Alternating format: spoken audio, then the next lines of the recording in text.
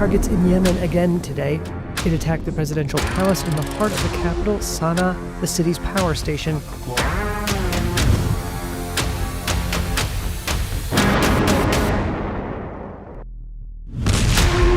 Israel ने युद्ध शुरू कर दिया है।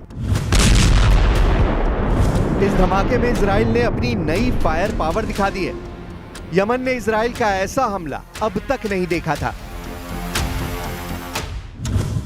राजधानी सना में इजराइल ने कई टारगेट्स पर बमबारी की है। ये वो इलाके हैं जहां राष्ट्रपति भवन भी है, पावर प्लांट भी है और तेल के डिपो भी हैं। हमला यमन पर हुआ है, लेकिन इजराइल ने मैसेज ईरान को दिया है।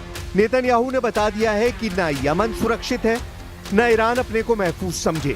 इस धमाके में इजराइल का ऑपरेशन तेहरान पार्ट 2 साफ साफ नजर आ रहा है। नेतन्याहू बताना चाहते हैं कि जो हाल वो यमन का कर रहे हैं, जो कयामत वो यमन पर बरसा रहे हैं, वही अंजाम फिर से ईरान का भी हो सकता है। यमन में हुए हमले में 6 लोगों की मौत हुई है, जबकि करीब 100 लोग जख्मी हुए हैं। इस धमाके को फिर से देखिए और बहुत गौर से देखिए। इजराइल ने इसी तरह के धमाके लेबनान पर करके दिखाए थे, जब हिजबुल्लाह की लीडरशिप को पूरी तरह मिटा दिया गया। अब इसी तरह के धमाकों से इजराइल यमन को दहला रहा है और मैसेज ईरान को दे रहा है। इजराइल ने यमन पर 15 मिनट के अंदर 30 एयर स्ट्राइक की हैं, यानी हर 30 सेकंड पर इजराइल का एक बंकर बस्टर बम राजधानी सना पर गिरा है। ऐसा इजराइल ने करीब 2000 किलोमीटर दूर यमन पर किया है, यानी ये एक लॉन्ग रेंज मिशन रहा, जिसमें कई F-15 विमान शामिल हुए। सवाल है कि क्या यमन के बाद इजराइल अब ईरान पर सबसे बड़ा हमला करने की तैयारी कर रहा है? ऐसा अटैक जो 13 जून को तेहरान समेत ईरान के कई शहरों पर हुआ था। מטרות אסטרטגיות בתימן, תקף את ארמון הנשיאות בלב הבירה צנעא, את תחנת הכוח של העיר, מכלי הדלק שהם מספקים אותה. משטר הטרור החותי לומד בדרך הקשה שהוא ישלם ומשלם. लेकिन यमन पर हुए हमले के बाद एक बार फिर ईरान ने हूती विद्रोहियों के साथ खड़े होने का ऐलान कर दिया है। ईरान के सर्वोच्च नेता अली खामनेई ने कहा कि यमन के बहादुर जो भी कह रहे हैं वो सही है और गजा में तबाही मचाने के लिए इजराइल को सख्त से सख्त सजा मिलनी चाहिए। قدر خاطر جمع بودن به اینکه این حمله اساس جمهوری اسلامی رو در کشور متزلزل خواهد کرد، خاطر جمع بودن که مردم رو در مقابل جمهوری اسلامی نگه می‌داره، اینقدر مطمئن بودن که یک روز بعد از شروع حمله اینا نشستند و यमन की राजधानी सना में हुए हमले के बाद का हाल देखिए। इजराइल ने उन जगहों पर हमला किया जहां पर फ्यूल रखा हुआ था। ये यमन की ताकत को कमजोर करने की कोशिश है। अब सवाल है कि इस हमले को इजराइल ने कैसे अंजाम दिया, कैसे तैयारी की गई। अब उसकी तस्वीरें देखिए, क्योंकि इसी वीडियो में ईरान के लिए बहुत बड़ी वार्निंग छुपी हुई है। ये इजराइल का F-15 फाइटर जेट है जो उसे अमेरिका से मिला है। इस फाइटर जेट में लगा हुआ बम देखिए। इजराइल को यह विमान भी अमेरिका से मिला और इसमें लगा बम भी अमेरिका ने दिया। अब यही बम इजराइल ने यमन की राजधानी सना पर गिराया है। इजराइल के पास 66 F-15 फाइटर जेट हैं और अमेरिका उसे 25 और विमान सप्लाई करने वाला है। ये 4.5 जेनरेशन का फाइटर जेट है जो 8000 किलो तक के बम लेकर उड़ सकता है। अतिरिक्त टैंक और रिफ्यूलिंग के बाद इसकी रेंज 4000 किलोमीटर से भी ज्यादा हो जाती है, यानी ये 2000 किलोमीटर से ज्यादा के दायरे में मिशन को अंजाम दे सकता है।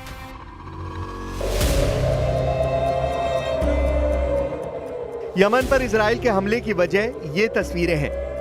तेल अवीव में मिसाइल अटैक का सायरन सुना जा सकता है। सायरन यमन के मिसाइल अटैक को लेकर है, जिसके बाद यहां के लोग फौरन अंडरग्राउंड बंकर में भागे। ऐसे ही सायरन न सिर्फ इजराइल के लोगों को परेशान कर रहे हैं, बल्कि ये भी साबित कर रहे हैं कि नेतन्याहू के पास यमन का पक्का इलाज नहीं है। हालांकि उनके दावे बहुत बड़े-बड़े हैं। Whoever plans to attack us, we attack them. I believe the entire region is learning about the strength and determination of the State of Israel. क्या ईरान में अब ऐसे धमाके होने वाले हैं जैसे यमन में हुए हैं? वैसे ईरान पर हमले के लिए नेतन्याहू को दुनिया का सबसे खतरनाक हथियार देने की मांग की जा चुकी है। अब इजराइल इस धमाके से 10 गुना ताकत वाला ब्लास्ट करना चाहता है। ऐसा सिग्नल अमेरिका से मिल चुका है, क्योंकि अमेरिका में डिमांड उठ रही है कि B-2 बॉम्बर अब इजराइल को दे दिया जाए। अमेरिका के 2 सांसदों ने एक विधेयक पेश किया, जिसके मुताबिक अमेरिका के राष्ट्रपति के पास इजराइल को दुनिया का सबसे खतरनाक बम GBU-57 और उसे लॉन्च करने वाला विमान देने का अधिकार होगा। ये सांसद हैं डेमोक्रेट जॉश गॉटहाइमर और दूसरे हैं रिपब्लिकन माइक लॉलर। दोनों ने जो विधेयक पेश किया है उसका नाम है बंकर बस्टर एक्ट। इस एक्ट के तहत वो चाहते हैं कि इजराइल को स्टेल्थ बॉम्बर B-2 दिया जाए, साथ में दुनिया का सबसे खतरनाक बम GBU-57 भी दिया जाए।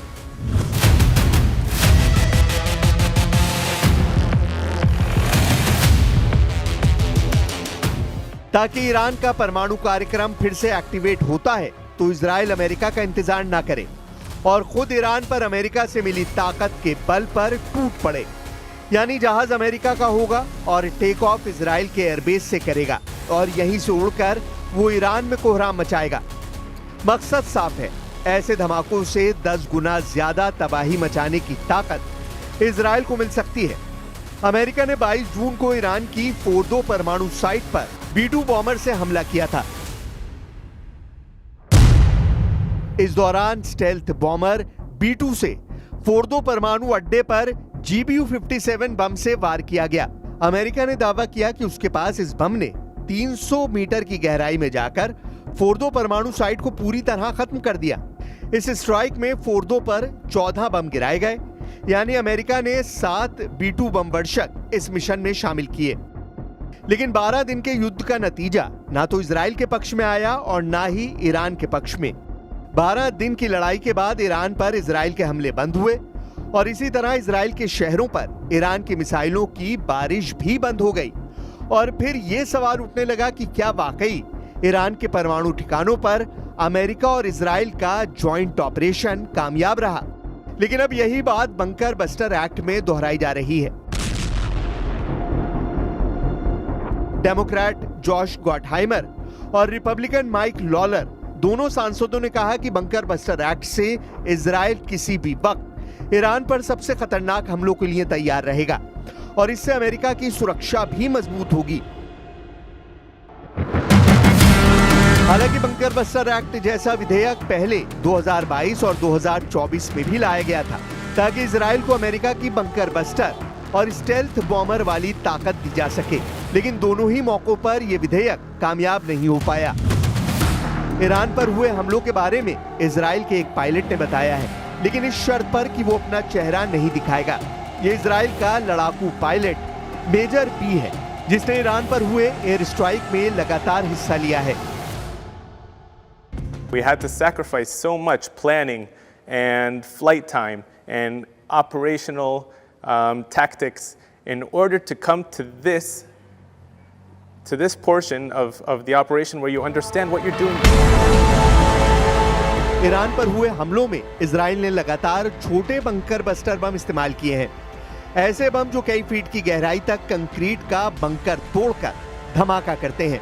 ईरान पर ऐसे हजारों बम गिराए गए हैं, जिसकी सप्लाई सीधे अमेरिका से की गई और अब भी जारी है। 7000 नए बंकर बस्टर बम इजराइल पहुंचा दिए गए हैं, जो गजा और यमन में ही नहीं बल्कि ईरान पर भी इस्तेमाल किए जा सकते हैं। यमन का हमला देखकर साफ लग रहा है कि इजराइल की एयरफोर्स फिर से सुपर एक्टिव मोड में है। इजराइल के एयरबेस पर लगातार काम चल रहा है। यह है अमेरिका से सप्लाई किया गया MK-84 बंकर बस्टर बम। इसी बम से इजराइल ने अब तक गजा के कोने कोने को मिट्टी में मिलाया है और ईरान पर भी ऐसे ही बमों से हमले किए गए हैं और अब यमन पर यही बम गिराया जा रहा है। 2000 पाउंड या फिर 900 किलो के इस बम की ताकत क्या है, आप धमाकों को देखकर समझ सकते हैं। जब ये बम गिरता है तो ऐसा धमाका होता है जो पूरी बिल्डिंग को गिरा देता है। इधर ईरान की डिप्लोमेसी भी सक्रिय है। ईरान के विदेश मंत्री सऊदी अरब के जद्दा पहुंचे। यहां OIC यानी organisation of the Islamic cooperation की इमरजेंसी मीटिंग बुलाई गई। नेतन्याहू के गजा प्लान और यमन पर इजराइल की बमबारी ने अचानक पूरे पश्चिम एशिया को और ज्यादा तनाव में धकेल दिया है। אנחנו ממשיכים בהטלת מצור אווירי וימי ופוגעים במטרות תשתית שמשמשות לקידום הטרור החותי. על כל טיל שישגרו לעבר ישראל, החות'ים ישלמו בריבית דריבית. היום הבאנו על החות'ים מכת חושך ועלטה. जाहिर है कि इजराइल कार्ड्स यमन और ईरान के रिश्तों की गहराई को समझते हैं और ये भी कि यमन को हथियार सप्लाई ईरान से ही होते हैं, जिसमें उन मिसाइलों का हूती वर्जन भी है जो ईरान ने इजराइल पर फायर की थी।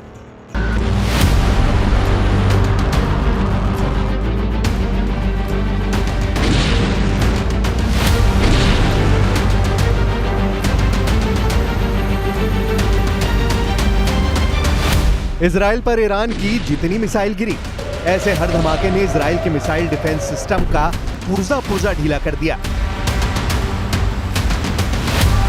तेल अवीव से लेकर हाइफा और अशदोद से लेकर बेन गुरियन हवाई अड्डे तक हर मिसाइल हमले ने नेतन्याहू को ईरान पर नया प्लान बनाने के लिए मजबूर कर दिया है।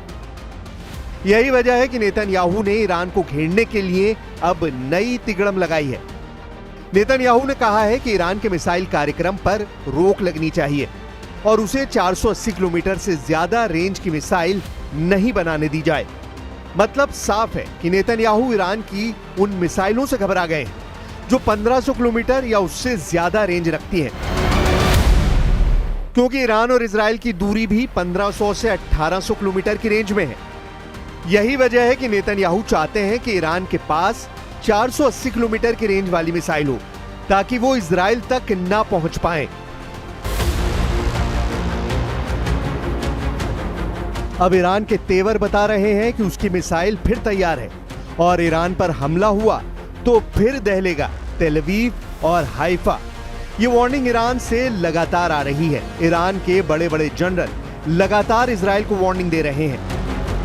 ईरान के मेजर जनरल याहिया रहीम सफवी, जो सर्वोच्च नेता अली खामनेई के सलाहकार भी हैं, उनका दावा है कि ईरान के पास हजारों मिसाइल और ड्रोन हैं जो खुफिया ठिकानों पर रखे गए हैं और अगर ईरान पर युद्ध हुआ तो उनका इस्तेमाल किया जाएगा।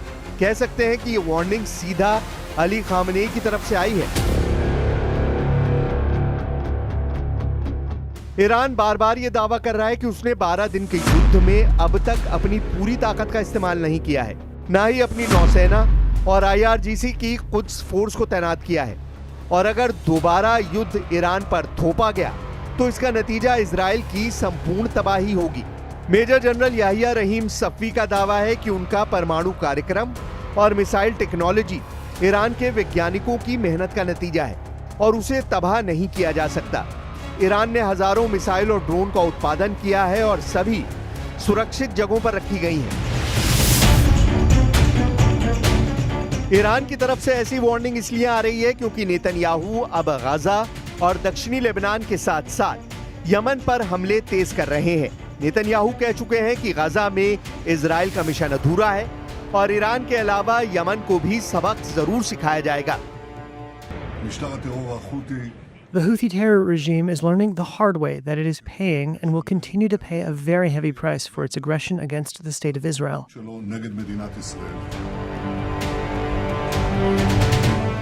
गाजा को अब पूरी तरह अपने कब्जे में लेने के लिए नेतन्याहू ने टैंक पहुंचा दिए हैं। गाजा और इजराइल के बॉर्डर पर खड़े ये टैंक गाजा प्लान को अंजाम देंगे। यही नेतन्याहू का टारगेट है। गाजा को पूरी तरह कंट्रोल करने के लिए नेतन्याहू ने बहुत बड़ा प्लान बनाया है। उनकी कोशिश हमास को पूरी तरह खत्म करने की है, लेकिन दूसरा सच ये भी है कि 700 दिन के युद्ध में अब तक गाजा के इन इलाकों में हमास ऑपरेट कर रहा है।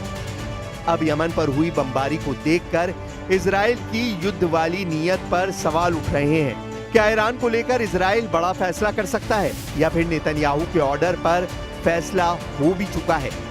अगले 24 घंटे ईरान और इजराइल के बीच तनाव को लेकर बहुत गंभीर होने जा रहे हैं। ईरान और इजराइल दोनों इसकी बार बार गारंटी दे रहे हैं।